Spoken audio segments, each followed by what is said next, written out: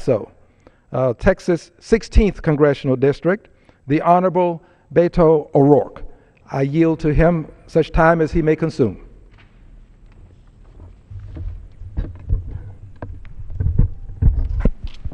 Mr. Speaker, it's a great honor to join my colleague from the state of Texas in this special order hour today to recognize our history in this country when it comes to achieving civil rights and perseverance in the face of adversity, and some of our shameful past that has been turned through the very hard work, the blood, the sweat, and the tears referenced by my colleague into victories and triumphs, victories that are not yet complete, victories that we are still working on, but victories nonetheless. And I thought it might be appropriate at this time to share a little bit about the community that I represent, El Paso, Texas, and its role in this struggle to achieve civil rights, human rights, equality for all men under the law. And I'll begin with one of my favorite stories about El Paso, and it's the story of the 1949 Bowie Bears high school baseball team. This was a team that was made up of members who lived in the Segundo Barrio of El Paso, all Mexican-American members, all members who lived in what today would be seen as extreme levels of poverty, who played baseball with balls that were made of scrap pieces of clothing, gloves that were stitched together in their own homes, and who won the city championship, won the regional championships, and as they traveled in 1949 on those country highways to our capital in Austin, Texas, traveled on a bus, they were denied the ability to stay at motels. No Mexicans or dogs allowed. They were unable to eat in restaurants. They had to eat in the kitchens or eat outside on the bus.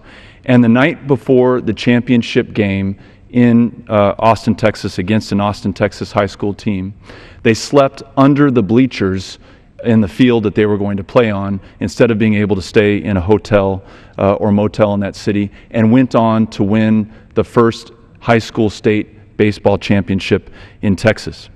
Not too much long after that, in 1955, El Paso became the first city in the state of Texas to integrate its public schools.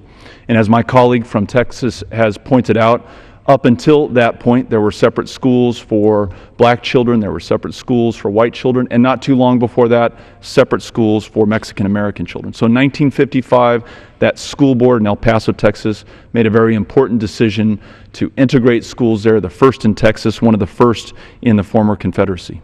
In 1957, El Paso elected the first Mexican-American mayor of a major U.S. city, Raymond Tejas.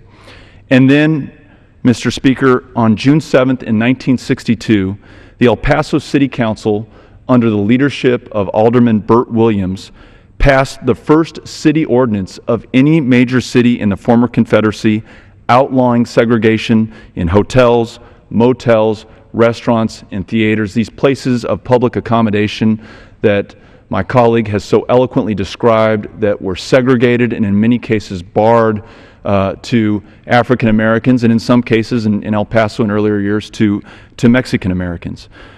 President Kennedy, in a speech that following year in 1963, a speech which was titled "The Special Message to Congress on Civil Rights and Job Opportunities," recognized this achievement in Texas, in El Paso, where we were the first community in the former Confederacy to desegregate those places of public accommodation.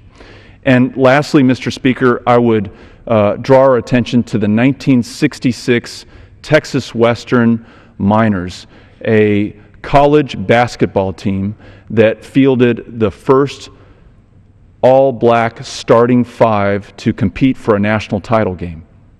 And those five young men not only won the national championship against some of the longest of odds versus Kentucky, but in doing so, they effectively ended segregation in intercollegiate athletics and did a lot to further end discrimination more broadly in the United States.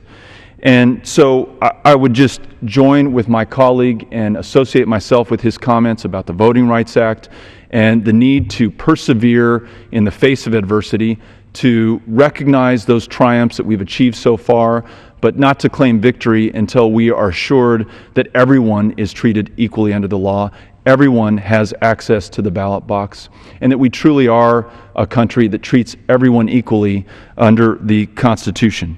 And so I hope that as a representative of El Paso, Texas, a community that has such a proud history in leading in Texas, in leading in the former Confederacy, in leading in the U.S. on important civil rights, human rights, and equality issues, that I will be able to join you, Mr. Green, in this fight and join this Congress in doing the right thing.